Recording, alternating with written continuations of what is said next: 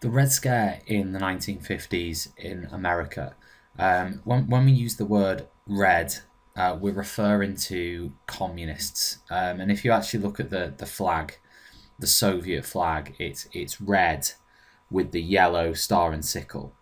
And that's where that phrase Reds comes from. So it's all about the communist scare in the 1950s. In fact, there was the original Red Scare was in the early 1920s. This, I suppose, you might call the second Red Scare. And the second Red Scare occurred in the 1950s, late 1940s into the 1950s. And one of the key results of that second Red Scare, that second fear of communism, was Mcarthyism, which we're going to discuss in this tutorial. The first question really is, why were Americans so concerned about communism? What was it about this idea that they didn't like? Communism being the idea that all property is shared out by the state. There is no private enterprise. Technically, that should lead to equality. I'm sure you realise that in most communist countries it didn't lead to equality, as in, everyone has the same amount and so on. But what it did lead to was no private enterprise, so the government owned all business. This worried American business people who didn't want their business being taken by the government. So, say for example, there was a revolution in America and America became communist. They didn't want to lose their businesses. They didn't want the government to come in and say, well, we're going to take this off you and we're going to give it to someone else. Equally in communist countries, so you have no private property in communism. You have no private enterprise. So what I mean by that is, equally, if you wanted to actually start up your own business, you couldn't do that in a communist country. It would have to go through the government. All business would be owned by the government. You also have no freedom of press, or at least limited freedom of press. And no democracy. No democracy, no elections. I mean, you think of some of the communist countries we have today, China being your best example. China is essentially run by the Communist Party. There aren't any elections. There isn't freedom of choice in China. They don't have an election. You can't choose different political parties. And that used to be the case in communist Russia as well. Now, if you imagine we're coming out of the Second World War, which ended in 1945. World War II ended in 1945. You are left with, at the end of World War II, a very powerful Russia who has defeated Nazi Germany. They fully mobilized their war machine in the Second World War. They defeated Nazi Germany, and they are now a superpower. They are now a superpower similar to the United States. But not only are they a superpower, they are a communist superpower. In the late 1940s, China joined Russia in becoming a communist country. There was a revolution in China, and China turned communist. So I'm not sure whether you would class China a superpower at that point, but certainly we're talking about a very high-profile, powerful country also becoming communist.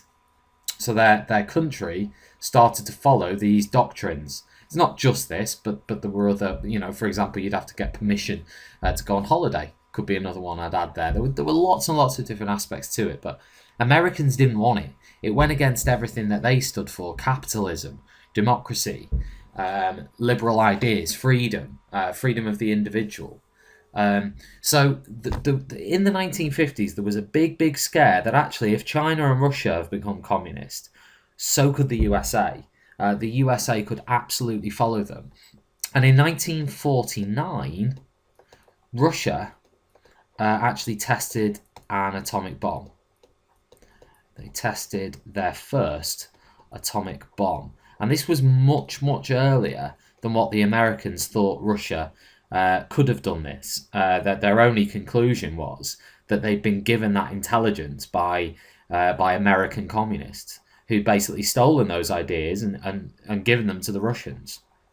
So the alarm bells are ringing. They're saying, hang on a minute, there are communists here in America who have spies, communist spies and sympathizers, who are feeding the Russians crucial intelligence. And in fact, for this, the Rosenbergs, who you can look up, they were a couple.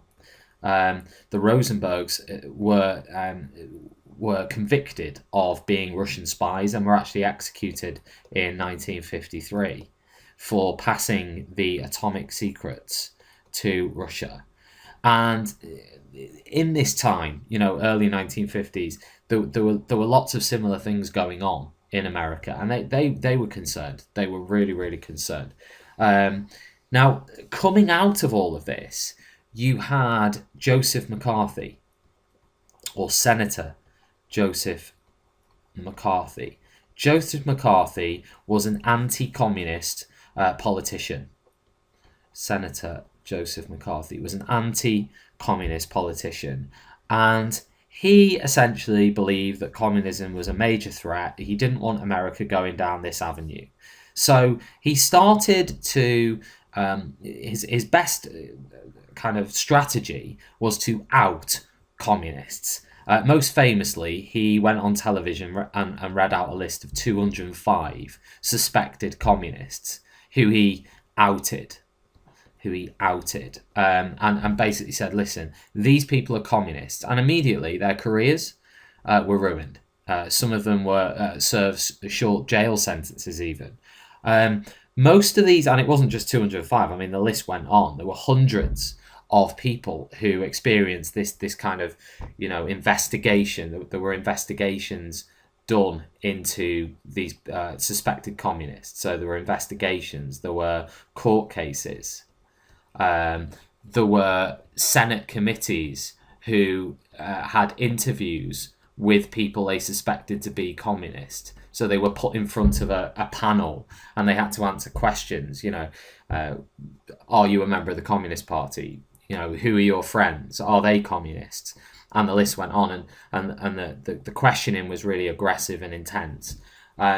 Most of the people weren't communist and didn't really have any association, but this is why it's called the Red Scare. People were willing to maybe go after people because they were scared of what the future might hold really for America. So McCarthy himself actually led some of the investigations in Senate committees, and he appeared in court cases, and there were convictions. There were convictions of very, some very famous people, including the Hollywood 10, who were accused by McCarthy of being communist. Now, you might ask the question next: who was it that was accused? Who were the main people? So normally they were high-profile people, like people, celebrities. But also you had people who worked in education, and you had people who worked in government.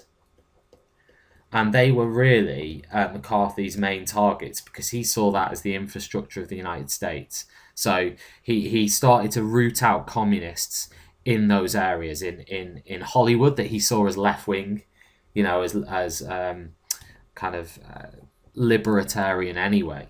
Hollywood to him, but also education, the government.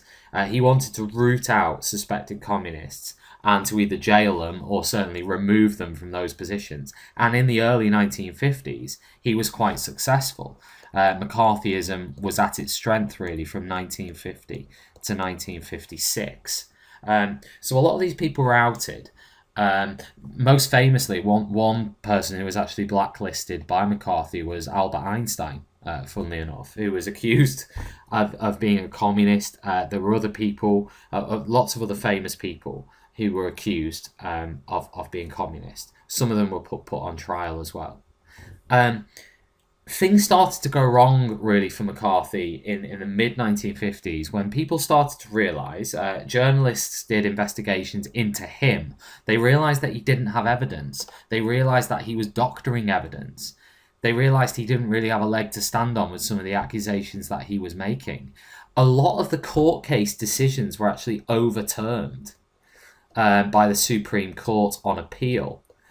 In fact, some of the people who were put on the blacklist, in fact, sued McCarthy and the people who'd accused them of being communist, and won those cases. And suddenly the American people started to realise, hang on a minute. And there was actually a televised documentary on American television by a very well-regarded journalist, Ed Moreau, who created this program about McCarthy. And in the course of the program, he put together lots of clips of McCarthy doing speeches and interviews.